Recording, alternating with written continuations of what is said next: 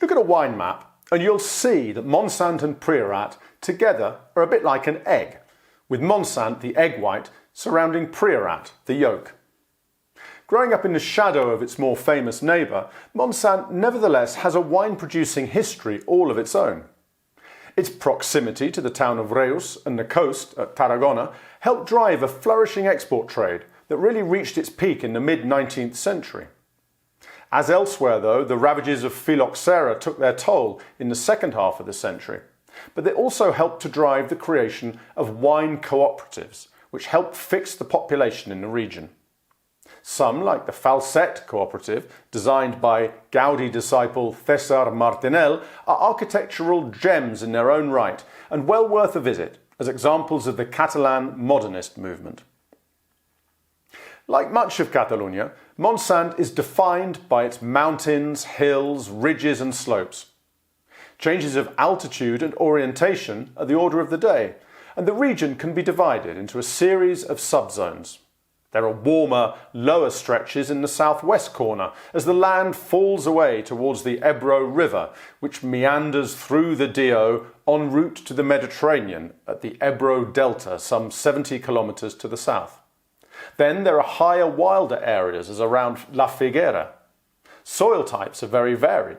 From a geological perspective, Montsant is an area with lots of geological periods compacted into quite a small region. So you've got everything from granite and slate, or yicorella, to sedimentary rock or limestone, present in some of the mountain ranges that envelop the region. The nearby mountain ranges, the Ebro River, and sea breezes from the east all affect the climate in Montsant.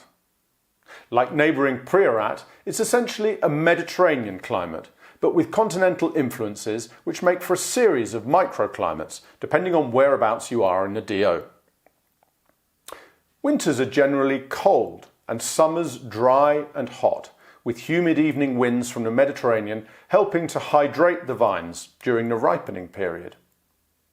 The semicircle of mountains that surround the DO acts as a kind of barrier to the maritime influences of the Mediterranean and helps maintain a marked difference in temperature between day and night while the grapes are ripening, which helps to lock in aromas and boost acidity, making for more fruit-driven, fresher white wines and more complex, aged red wines.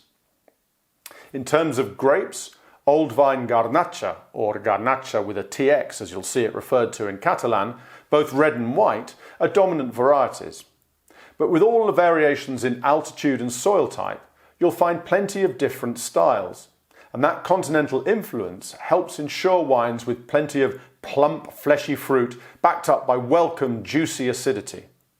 Carignena is another variety popular in Montsant, which you'll sometimes find blended with Garnacha, as well as on its own.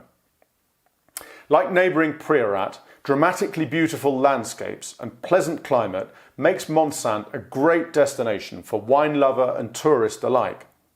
Base yourself in the main market town of Falset, for example, and you're well placed to explore the surrounding vineyards and villages. If you haven't tasted the wines of Montsant yet, our Itant Garnacha Negra is a perfect introduction.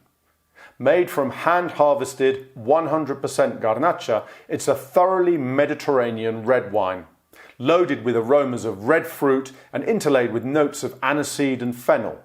Think of the smells you might find walking in a Mediterranean wood.